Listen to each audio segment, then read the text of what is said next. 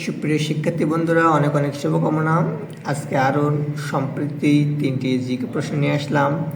BSEC এর নতুন chairman Faridul Islam সম্প্রতি 27 ফেব্রুয়ারি 2026 পাকিস্তান কর্তৃক আফগানিস্তানে পরিচালিত অভিযানের নাম কি?